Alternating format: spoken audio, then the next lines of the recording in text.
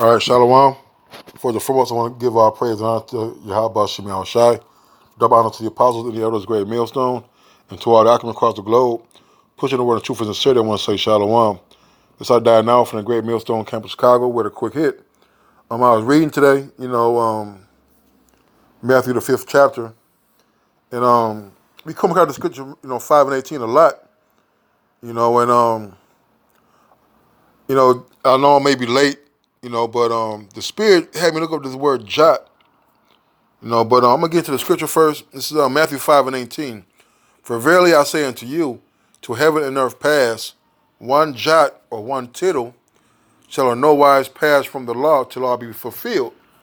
Okay, and just through a scrapulation, when I heard the scripture and the scripture was being taught, we basically said the law won't be, the law won't depart. The law is always in effect because heaven and earth are still here. All right, and we're going to get a couple of precepts, Lord willing, in the scriptures to prove that the earth is going to still be here. But the Spirit had me look into the word jot, okay? And I got wooed. It's very interesting. The word jot, right?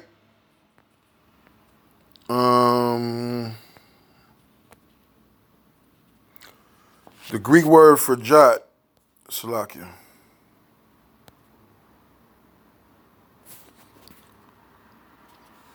I want to play. It's just doing fine just a minute ago.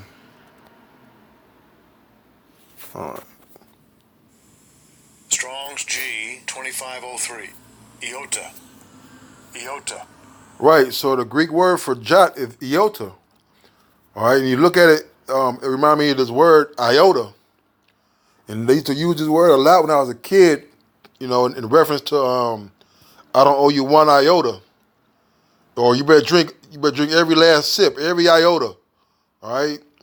And I remember hearing that word a lot when I was a child, man. Okay? And really, the definition, I got wooed. It said the Hebrew letter, the smallest of them all right, hence equivalent to the minutest part. All right? So it said, to heaven and earth pass, not one jot nor one tittle shall I know why it's passed from the law. All right? So that jot means the smallest part of the law. All right, all things are going to be fulfilled by Yahweh Shemi Shai according to his word. He said, matter of fact, I'm going to get this. I'm going to keep that there.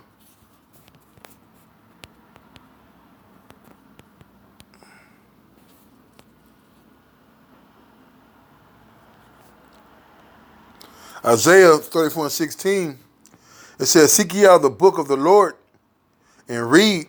None of these shall fail, none shall want her make. For my mouth it hath commanded, and his spirit it hath gathered them. All right, it's talking about these prophecies. Just like we read in that Matthew 5 and 18. All right, talking about the prophecies, talking about the law. All right. It's the Lord's commandment that these things stay true. All right.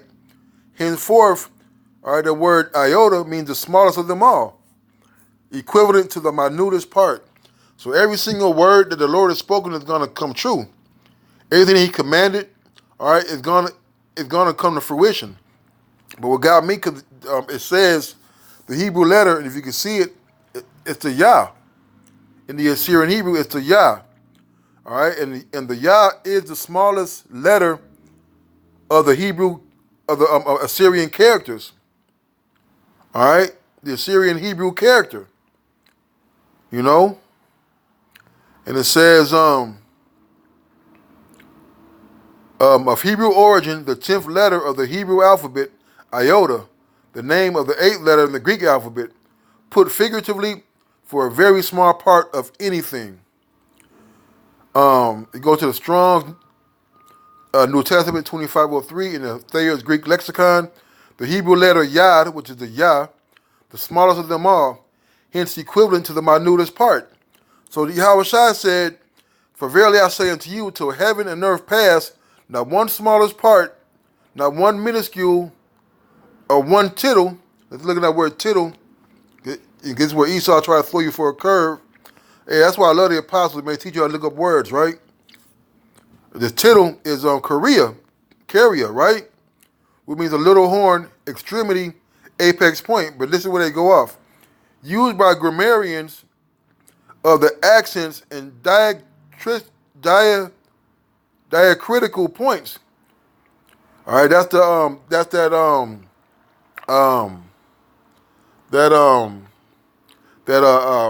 that that Hebrew, that Yiddish.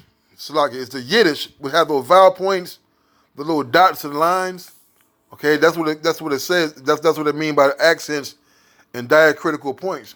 Yahweh Shai used it of the little lines or projections by which the Hebrew letters in other respects, similar or different from one another. The meaning is, this is the point, the meaning is not even the minutest part of the law shall perish. Okay? All right? So when you hear that word jot, it means the smallest, the minuscule, okay? All right, because he said right here, as a matter of fact, let's read 17. Matthew 5 and 17. See, not that I come to destroy the law or the prophets. I came not to destroy, but to fulfill. All right, Yahushua came to fulfill all the law, all the prophecies of this book. That's why we read in Isaiah, it says, prepare this, matter of fact, let's get it again. It says, seek ye out of the, Isaiah 34 and 16, seek ye out of the book of Yahweh and read, none of these shall fail, none shall want her mate, for my mouth it hath commanded, and his spirit it hath strengthened them. All right, so the Lord is talking about the law, the prophecies, okay, and none of those are not gonna come to pass. The Lord spoke it, and he shall do it. All right, for verily I say unto you, till heaven and earth pass, not one jot or one tittle shall in no wise pass from the law till law be fulfilled. All right, so not one small detail of the law is done away with. Although we can't keep the law 100%, all right, although we're in the body, so that the sin did not make void the law. Matter of fact, Paul said it.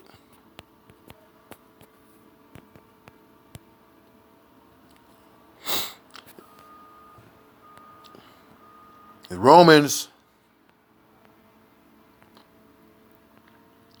I'm gonna get into it because it's going into the law. Romans 3 is going into the law. So do we then make void the law through faith?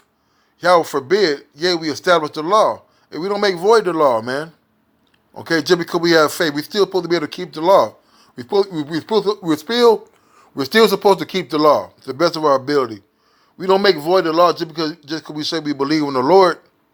All right, but we establish the law, all right, through our faith. Okay? All right? Let me get back to this Matthew.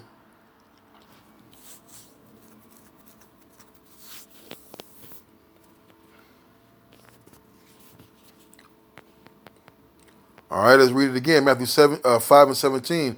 Think not that I come to destroy the law or the prophets. I am not come to destroy, but to fulfill. For verily I say unto you, till heaven and earth pass, one jot or one tittle shall in no wise pass from the law. So we got the understanding on the word jot. We got to understand the word tittle. All right, so we got to. So let's get the scripture. All right.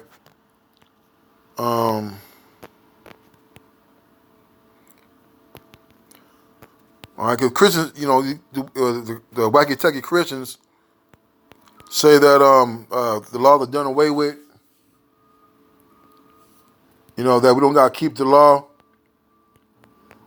which is horse manure, man.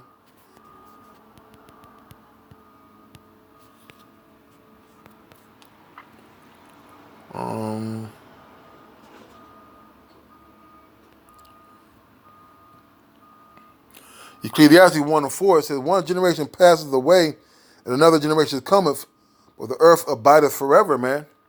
All right, so until heaven and earth pass, all right, and which it isn't, because we just read here, the earth abideth forever. Not one jot, not one small part, all right, not one minuscule letter, not one minuscule word, all right, it's going to pass from the law, man. All right. The Lord said he made the world for our sakes. All right. Now, fellas, get that.